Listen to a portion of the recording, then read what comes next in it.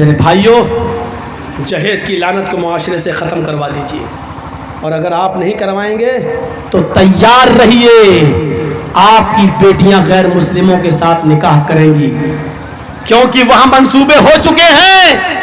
ان سے پیار کرو، ان کو لاؤ، بغیر دہیج کے شادی کرو، مندر میں پھیرے لگواؤ، سندور لگواؤ، اور 2-4 بچے ان سے پیدا کر کے بچوں کو اپنے پاس رکھ لو اور ان کو گھر سے دھکے دے کے بھگا دو۔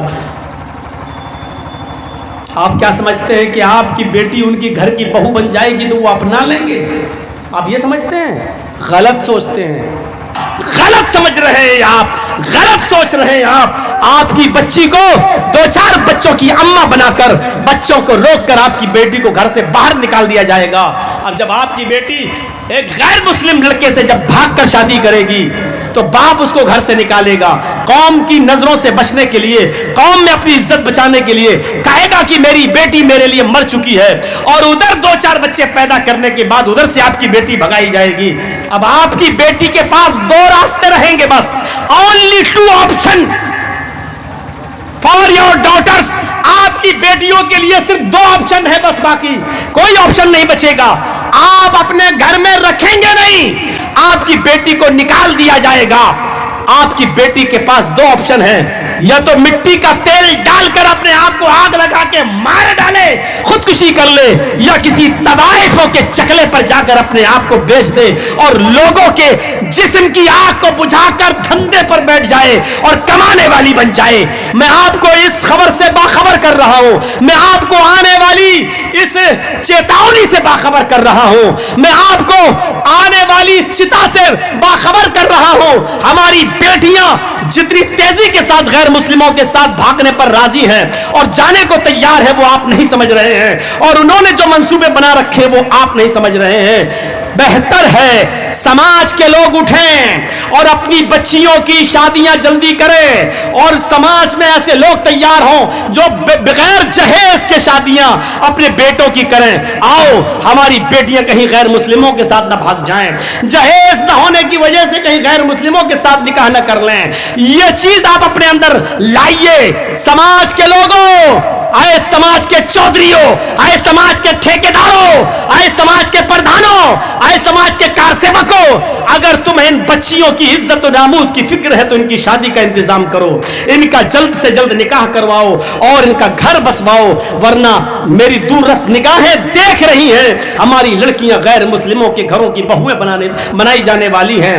2-4 بچوں کے پیدا ہونے کے بعد ان کو گھروں سے نکالا جائے گا، ان کو نکالا جائے گا۔ جب ہم سعودیہ میں حج کرنے کے لیے گئے، مولانا ہارون صاحب اور مولانا اصغر صاحب ہمارے ساتھ تھے، پوچھئے گا، مولانا ہارون صاحب گواہ ہیں۔ جب میں خانہ کعبہ میں نماز پڑھ رہا تھا تو ایک آدمی میرے بائیں طرف نماز پڑھ رہا تھا، پاکستانی تھا۔ جب میں نے سلام پھیرا، امام حرم نے سلام پھیرا، السلام علیکم ورحمۃ اللہ سلام، تو جب میں نے سلام پھیرا دائیں طرف، اور جب امام صاحب نے بائیں طرف سلام پھیرا تو میں نے جب بائیں طرف پھیرا، لیکن وہ پاکستانی آدمی بائیں طرف سلامی نہیں پھیر رہا، مجھے دیکھتا چلا جا رہا۔ تو مولانا ہارون صاحب نے اس کا چہرہ گھما کے کہا کہ بھائی ادھر بھی پہلے سلام پھیر لو، یہ وہی ہے جو تم سمجھ رہے ہو۔ مولانا جرجیز صاحب نے کہا، اس نے لگایا گلے سے اور سینے سے لگایا، اور پھر ہم لوگوں کو ہوٹل لے گیا، کھانا آنا کھلایا پاکستانی ہوٹل میں۔ میں آپ کی شہرت کا محتاج نہیں ہوں، اللہ نے مجھے دی ہے، عزت دی ہے، اور فیس بک پر کچھ بھی لکھ ڈالو، کچھ نہیں کر پاؤ گے تم۔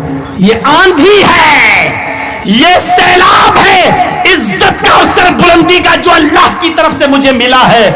اڑ جاؤ گے اگر تم مجھے ذلیل کرنے کی کوشش کرو گے، مٹ جاؤ گے تم خود اگر تم مجھے مٹانے کی کوشش کرو گے، کیونکہ اللہ کی طرف سے جب کسی کو عزت اور بلندی دی جا رہی ہو، اس کو کوئی مٹانا چاہے گا تو اس طوفان میں اور اس سیلاب میں خود بہہ جائے گا، اس سیلاب میں وہ خود تباہ و برباد ہو جائے گا، وہ خود مٹ جائے گا، لیکن مٹا نہیں سکتا کسی کو۔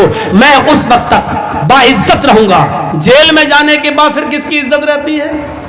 لیکن جیل میں جانے کے بعد بھی جس کو عزت ہو، نماز پڑھانے کے لیے اگر دیا جاتا ہے اتنے لوگوں میں تو مجھے دیا جاتا ہے کہ لو آج کے بعد تم نماز پڑھاؤ گے۔ میرے بھائیوں، جو کام میں یہاں کرتا تھا وہی کام مجھے یہ الگ بات ہے کہ یہاں ہزاروں میں کرتا ہوں، وہاں دو چار پانچ چھ لوگ نہیں، 200-400-500 لوگوں میں کرنا پڑتا ہے، لیکن کام وہی ہوتا ہے میرا۔ میرے بھائیوں، اگر کسی کے بیوی اور بچے نہ ہوں، تو میں تو کہہ رہا ہوں اگر کسی کے بیوی بچے ماں باپ نہ ہوں تو جیل سے زیادہ سکون کہیں نہیں ہے۔ جیل میں اگر کوئی ٹینشن کسی کو ہوتی ہے تو صرف ماں باپ کی اور بیوی بچوں کی۔ میرے باپ بیمار ہیں، ان کا علاج کیسے ہوگا؟ میرے بچوں کی فیس کیسے بھری جائے گی؟ بیٹا بیمار ہوگا تو کیا ہوگا؟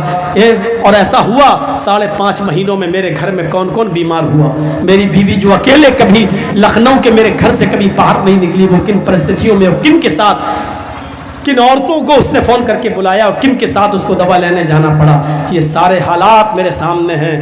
اللہ میرے اس دشمن کو کبھی معاف نہیں کرے گا جس نے مجھے یہاں تک پہنچانے کی کوشش کی ہے، اور میں نے اپنے مقدمے کو اللہ کی عدالت میں پیش کیا ہے۔ الہ العالمین، میں تیرے دین کی سربلندی کے لیے جیل میں گیا، اور جس آدمی نے مجھے یہاں تک پہنچایا میں نے اس کے مقدمے کو تیری عدالت میں پیش کیا، تو ہی اس سے نپٹے گا، اور تیری جو سزا ہوتی ہے وہ ایسی ہوتی ہے کہ وہ ایسی ہوتی ہے جو لوگوں کے درمیان نشان عبرت بن جاتی ہے، عبرت ناک ہوتی ہے۔ ہم نے اللہ کی عدالت میں اس مقدمے کو سونپا ہے۔ میں نے چند بنیادی باتیں اس 2 گھنٹے کی تقریر میں آپ کے ساتھ چیخ چیخ کر رکھ دی ہیں۔ میرے بھائیوں، کل مجھے پھر صاحب گنج خرمردین جانا ہے، اور پھر مجھے دوسری جگہ کہیں بھی سفر کرنا ہے۔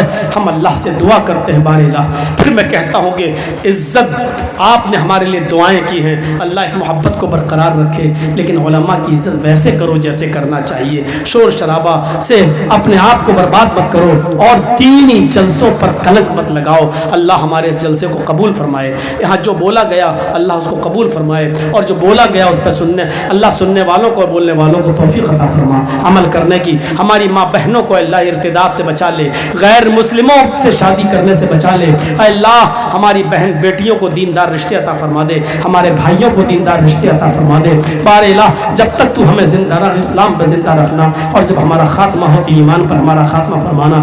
وما علینا الا البلاغ المبین، وآخر دعوانا ان الحمد للہ رب العالمین۔ السلام علیکم ورحمۃ اللہ وبرکاتہ۔